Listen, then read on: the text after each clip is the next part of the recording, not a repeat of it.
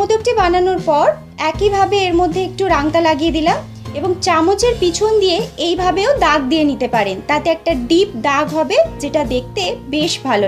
Hello friends, welcome to Riyaz kitchen. তো আজ আমি দেখাবো একটি অসাধারণ রেসিপি যেটা খুব চটজলদি বানানোও হয়ে যায় আর খেতেও বেশ সুস্বাদু হয়।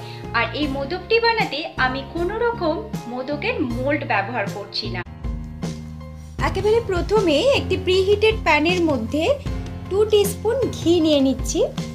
ঘিটা মেল্ট হওয়া পর্যন্ত একটু সময় অপেক্ষা করব। ঘিটা মেল্ট হয়ে গেলে এর মধ্যে দিয়ে দিচ্ছি স্যাফরন মিল্ক।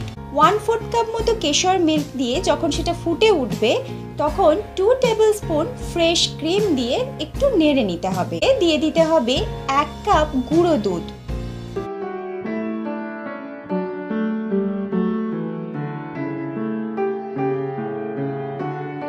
যত সময় নিয়ে লো ফ্লেমে ধীরে ধীরে করা হবে এই মিষ্টিটিও খেতে ততই সুস্বাদু হবে।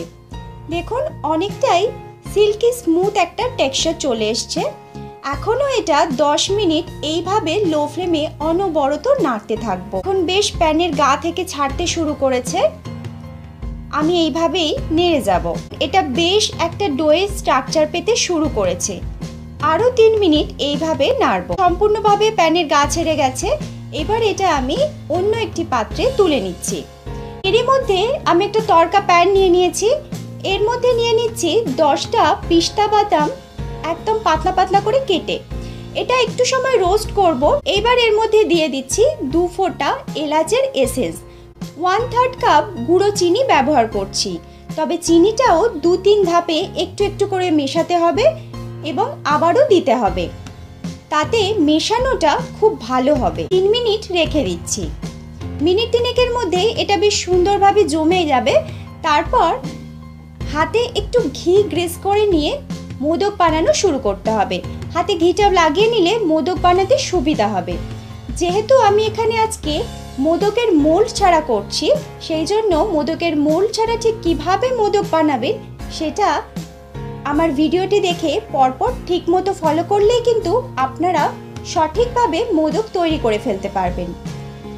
ছোট একটা বাটির শেপ করলাম, তারপর তার মধ্যে স্টাফিংটা ভরছি। এবার এইভাবে মুড়ে তারপর মাথাটা জুড়ে নিলেই কিন্তু মোদকের শেপ এসে যাবে। আর মোদকের গায়ের যে দাগগুলো হয় সেটাও কিন্তু অটোমেটিক্যালি 4টে দাগ পড়ে যাবে। এই যে দেখুন মোদক হয়ে গেছে। মোদকের গায়ে এইভাবে দাগও পড়ে গেছে। তবে আরও একটু বেশি দাগ করতে চাইলে কাঁটা চামচ দিয়ে এইভাবেও নিজের পছন্দ মতো দাগ দিয়ে নিতে পারেন। অ্যালুমিনিয়াম ফয়েল মানে রাংতা একটু লাগিয়ে দিলাম গার্নিশিং এর জন্য। মোদক এখন একদম তৈরি সার্ভ করার জন্য।